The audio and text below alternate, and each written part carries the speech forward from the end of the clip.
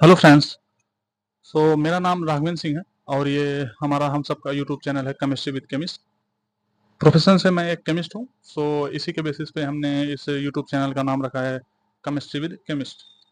तो हम यहाँ पर केमिस्ट्री पढ़ेंगे और केमिस्ट्री, जैसा कि हम जानते हैं कि केमिस्ट्री के तीन ब्रांचेज होती हैं। ऑर्गेनिक केमिस्ट्री, जिसको शॉर्ट फॉर्म में ओसी। दूसरा इनऑर्गेनिक केमिस्ट्री, जिसको आईओसी। और तीसरा होता है फिजिकल केमिस्ट्री, जिसको पीसी बोलते हैं। तो हम पहले ऑर्गेनिक केमिस्ट्री से स्टार्ट करेंगे, फिर इनऑर्गेनिक पढ़ेंगे, फिर फिजिकल पढ़ेंगे। हम इसको एकदम ग्राउंड लेवल से स्टार्ट करेंगे कि ऑर्गेनिक केमिस्ट्री होती क्या है, ऑर्गेनिक कंपाउंड होते कहाँ हैं, ऑर्गेनिक केमिस्ट्री की स्टार्ट कहाँ से हुई, ऑर्गेनिक केमिस्ट्री, ऑर्गेनिक कंपाउंड की सिंथेसिस कैसे होती है, उनकी प्रॉपर्टीज क्या होती हैं, उनका नॉमेनक्लेचर क्या होता है, और उनके उनके बारे में ए टू जेड हम सारा पढ़ेंगे। हम जीरो लेवल से एकदम टॉप लेवल एडवांस केमिस्ट्री तक पूरा पढ़ेंगे। तो हम आज पहले ऑर्गेनिक केमिस्ट्री से स्टार्ट करते हैं। तो आज हमें ये अपना फर्स्ट लेक्चर है, तो हम इसमें इसके इंट्रोडक्शन के बारे में जानेंगे। इंट्रोडक्शन होता क्या है ऑर्गेनिक केमिस्ट्री। ऑर्गेनिक केमिस्ट्री के इंट्रोडक्शन से मतलब यह है कि study of organic compound. Organic compound, organic chemistry की स्टडी का मतलब है ऑर्गेनिक कंपाउंड। तो केमिस्ट्री की जिस ब्रांच में ऑर्गेनिक कंपाउंड की स्टडी की जाए उसे ही ऑर्गेनिक केमिस्ट्री बोलते हैं।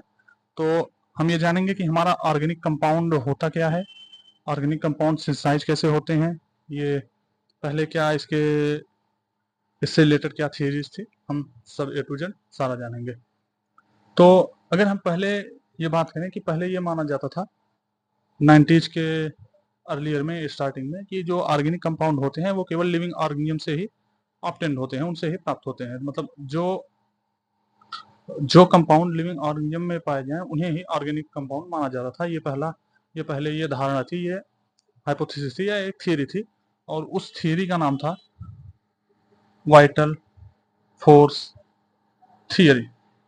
Vital force theory, vital means होता है कोई दैवीय, इसके कि इस ऑर्गेनिक कंपाउंड के सिंथेसिस के पीछे किसी वाइटल फोर्स मतलब किसी दैवीय शक्ति, उसके पीछे कोई दैवीय शक्ति है। तो उसी बेसिस पे इस थ्योरी को नाम दिया गया था वाइटल फोर्स थ्योरी। और इस थ्योरी को दिया था बर्जीलियस, एक साइंटिस्ट थे बर्जीलियस ने, इन्होंने ही दिया था वाइटल फोर्स थ्योरी। उसके बाद ये थ्योरी काफी टाइम तक चलती रही। फिर टाइम आता है 1928, एक साइंटिस्ट हुए होलर। एक साइंटिस्ट हुए होलर। इन्होंने इन्होंने बताया इन्होंने बताया क्या, इनसे हम बोल सकते हैं कि बाई मिस्टेक इनसे एक कंपाउंड की सिंथेसिस हो गई। उसको बोल जो फर्स्ट ऑर्गेनिक कंपाउंड है जिसकी सिंथेसिस इनसे हो गई, वो कहाँ पे हो गई, लैब में। ये एक तरह से हम एक्सीडेंटली बोल सकते हैं, एक्सीडेंटली पोलर से ऑर्गेनिक कंपाउंड की सिंथेसिस हो गई। वो फर्स्ट ईयर ऑर्गेनिक कंपाउंड था, उसका नाम है यूरिया। होता क्या है, अभी इसकी सिंथेसिस उनसे कैसे बाई मिस्टेक ये हुई थी, तो हम इसके बारे में देखते हैं। तो अभी तो ये जनरल इंट्रोडक्शन है, इसको हम रेज कर देते हैं, मिटा देते हैं। तो अगर आप हमें पहली बार देख रहे हैं हमारे इस यूट्यूब चैनल पे, तो हमें फॉलो कर लीजिए, सब्सक्राइब कर लीजिए हमारे चैनल को। हम बेसिक से पढ़ेंगे ऑर्गेनिक केमिस्ट्री को पूरा, ए टू जेड सब पढ़ेंगे, सारी चीज़ें।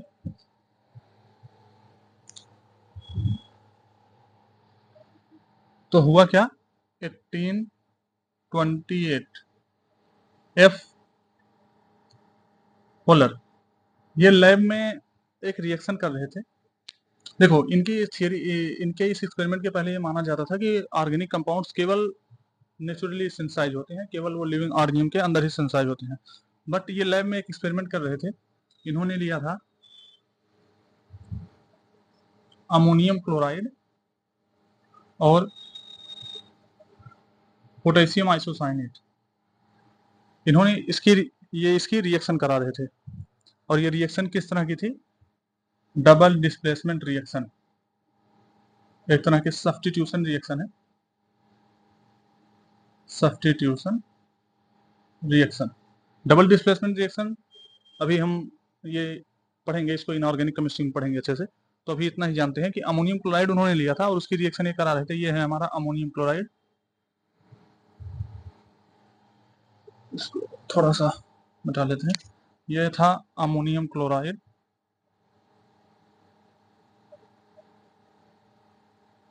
इसकी रिएक्शन ये करा रहे थे। ये है पोटेशियम आइसोसाइनेट, इसकी रिएक्शन ये करा रहे थे पोटेशियम आइसोसाइनेट से। तो इनको मिला क्या था? अमोनियम, सॉरी, थोड़ा सा मेरे से मिस्टेक हो गई, not isocyanate, this is only cyanate. Ammonium chloride की रिएक्शन उन्होंने कराया था पोटेशियम साइनेट से, तो इनको मिला था अमोनियम साइनेट के साथ मिला था KCl। डबल डिस्प्लेसमेंट रिएक्शन को हम एक तरह से ये बोल सकते थे, ये अमोनियम क्लोराइड इस पोटेशियम को डिस्प्लेस कर रहा है और ये पोटेशियम इस क्लोरीन को डिस्प्लेस कर रहा है, तो इसलिए इसको डबल डिस्प्लेसमेंट रिएक्शन बोलते हैं। तो इनको ये मिल गया अमोनियम साइनेट और KCl। और होता क्या है कि जो ये अमोनियम साइनेट होता है ये अनस्टेबल होता है, इतना स्टेबल नहीं होता है। अमोनियम साइनेट जो होता है ये अनस्टेबल होता है, इसको थोड़ी सी भी हीट मिली ये ऑटोमेटिक कन्वर्ट हो गया यूरिया में, ये ऑटोमेटिक कन्वर्ट हो गया किसमें? यूरिया में। तो ये first year, it was the first year organic compound which was synthesised in laboratory, so its name is urea. ये उन्होंने लिया क्या? अमोनियम क्लोराइड की पोटेशियम साइनेट से ये रिएक्शन करवा रहे थे, that was the double displacement reaction, उससे बनता है अमोनियम साइनेट। जो अमोनियम साइनेट होता है ये स्टेबल नहीं होता, इसको थोड़ी सी हीट मिली ये डिकम्पोज हो गया या कन्वर्ट हो गया और वो बन गया क्या? यूरिया। ये बाई एक्सीडेंट बना था, अच्छा है कि एक्सीडेंट हुआ, ऐसे एक्सीडेंट होते रहे तो नए नए कंपाउंड बनते रहेंगे। हमसे तो नहीं हुए ऐसे कभी, अगर हो गया कभी तो कोई नया कंपाउंड भी बन जाएगा। तो ये था कि जब, तो ये यूरिया बनने के बाद से ये जो वाइटल फोर्स थियरी थी, vital force theory, it was proved wrong, proved wrong. भाई अभी ये माना जा रहा था कि ये बस vital force theory, that means कोई ये केवल नेचुरल जो नेचुरल चीजें होते हैं उनमें पाया जाए, जैसे प्लांट हो गया, एनिमल हो गया। अभी ये लेबोरेटरी में बन गया तो ये थियरी क्या हो गई? रॉन्ग प्रूव हो गई। तो ये था पहला ऑर्गेनिक कंपाउंड जिसकी सिंथेसिस के बारे में थी, तो नोट कर लीजिए। ये पूछा जा सकता है कि ये यूरिया की को सिंथेसाइज किसने किया था और उसके लिए जो स्टार्टिंग मटेरियल थे वो क्या यूज हुए थे और वो रिएक्शन किस टाइप की थी। तो रिएक्शन थी डबल डिस्प्लेसमेंट रिएक्शन, जो कि एक इम्पॉर्टेंट टॉपिक है यहाँ से। और it was synthesised by F Wohler. ठीक है, सो अरेंज करते हैं, इसको मिटाते हैं।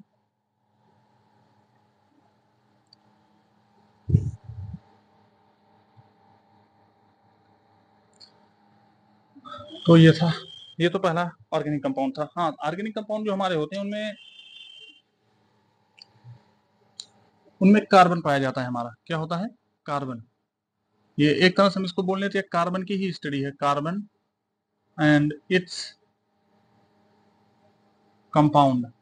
ऐसे कंपाउंड जिनमें कार्बन पाया जाए वही उसके कंपाउंड है, उसी की स्टडी है ये, तो उसे ही ऑर्गेनिक केमिस्ट्री बोलते हैं। तो देखो अभी होता क्या है, तो कार्बन है, कार्बन होगा तो वो वैलेंसी शो करेगा, वो बॉन्ड बनाएगा। तो हम जानते हैं कि कार्बन का नेचर क्या होता है, वो वैलेंसी कितना बनाता है। तो हमारा जो कार्बन होता है वो होता है टेट्रावैलेंट, टेट्रावैलेंट नेचर। ये वैलेंसी हम ये पढ़ेंगे इनऑर्गेनिक केमिस्ट्री में पूरा। बेसिक से पढ़ेंगे उसको भी, तो अभी पहले ऑर्गेनिक शुरू किए हैं, ऑर्गेनिक को ही पढ़ते हैं। टेट्रावैलेंट नेचर होता है। टेट्रावैलेंट नेचर मतलब जो हमारा कार्बन होता है वो 4 बॉन्ड बनाएगा। कितने बॉन्ड बनाएगा? 4 बॉन्ड बनाएगा, उसी को बोलते हैं टेट्रावैलेंट। तो अभी हम ये जान लेते हैं कि जो हमारा कार्बन है जो 4 बॉन्ड बनाएगा, ये बॉन्ड किस तरह के बनाएगा। किस तरह के बनाने का मतलब बॉन्ड होते कितने तरह के हैं जो कार्बन बनाता है। तो कार्बन जो होता है वो 2 टाइप के बॉन्ड बनाता है। 2 टाइप ऑफ बॉन्ड। पहला होता है सिग्मा बॉन्ड और दूसरा होता है पाई बॉन्ड। बहुत सी सिंपल से टॉपिक है, बहुत ही कॉमन टॉपिक है। तो सिग्मा बॉन्ड क्या होता है? सिग्मा बॉन्ड ये जानेंगे कि जो हमारे ऑर्बिटल्स होते हैं, एटम होगा, एटम में सेल होंगे, सब सेल होंगे, ऑर्बिटल होंगे। तो जो सिग्मा बॉन्ड होता है वो ऑर्बिटल के, इधर लिखते हैं सिग्मा बॉन्ड, ये ऑर्बिटल के head to head, head to head overlapping, ये ऑर्बिटल के हेड टू हेड ओवरलैपिंग से बनता है। तो ऐसा बॉन्ड जो ऑर्बिटल के हेड टू हेड ओवरलैपिंग से बने उसको सिग्मा बॉन्ड बोलते हैं। दूसरा होता है pi bond. Pi bond, pi bond जो बनता है ये साइड वाइज ओवरलैपिंग से बनता है। साइड वाइज ओवरलैपिंग,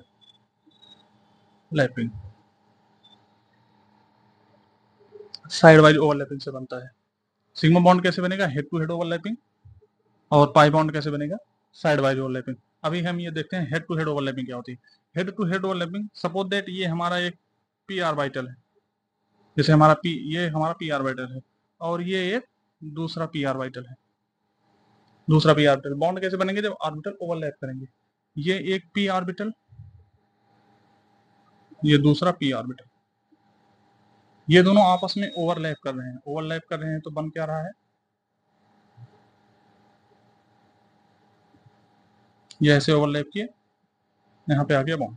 तो इस तरह की जो ओवरलैपिंग होगी, इससे जो बॉन्ड बनेगा ये क्या बनेगा?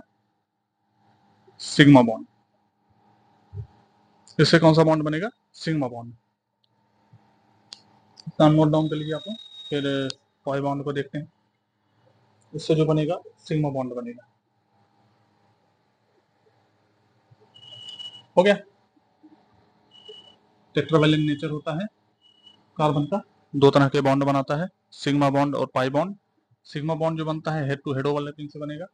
पाई बॉन्ड जो बनेगा वो साइड वाइज ओवरलैपिंग से बनेगा। तो सिग्मा बॉन्ड को हमने देख लिया, ओवरलैपिंग क्या होगी, ये ऑर्बिटल दोनों पास में आएंगे, इसका ये एक हो गया हेड हो गया, ये दूसरा हेड हो गया, आपस में दोनों ओवरलैप किए, बन गया सिग्मा बॉन्ड। तो पाई बॉन्ड का देखते हैं।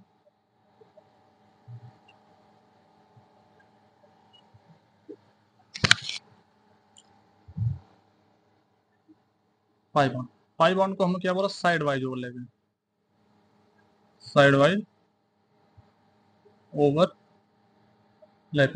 साइड वाइज ओवरलैपिंग का मतलब जैसे एक ऑर्बिटल ये है, एक ऑर्बिटल ये है, ये दोनों है। ये अभी क्या था? ये इनका हेड था, ये इन दोनों का क्या था? हेड। ये हेड से, अब हेड जब मिल रहे थे तो साइड वाइज मतलब ये ऐसे एक दूसरे से ओवरलैप करेंगे ऐसे करके। तो इसका रिजल्ट क्या होगा? ऐसे। तो बनेगा क्या? Pi bond. ठीक है। अब हम कार्बन को लेकर देखते हैं। जैसे हमारा कार्बन हुआ, ये एक कार्बन हुआ, ये इसका पी ऑर्बिटल, ये दूसरे का P orbital, head to head overlapping हुई, सिग्मा बॉन्ड। ये एक कार्बन, ये एक कार्बन, ये इसका पी ऑर्बिटल, ये इसका पी ऑर्बिटल, ये क्या करेंगे? साइड वाइज ओवरलैपिंग करेंगे ऐसे करके। तो यहाँ पे जो बॉन्ड बनेगा ये क्या होगा? Pi bond. आया समझ में इतना? हेड टू हेड ओवरलैपिंग से सिग्मा बॉन्ड और साइड वाइज ओवरलैपिंग से पाई बॉन्ड बनता है। ओके। तो ये रहा इसके बारे में। अभी हम इसे जनरली देखेंगे कार्बन की हाइब्रिडाइजेशन के बारे में।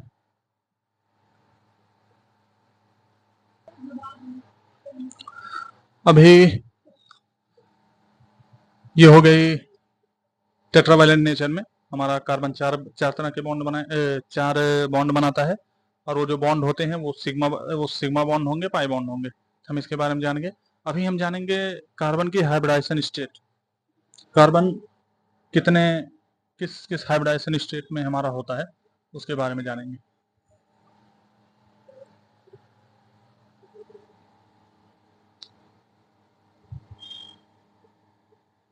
Hybridisation state of carbon.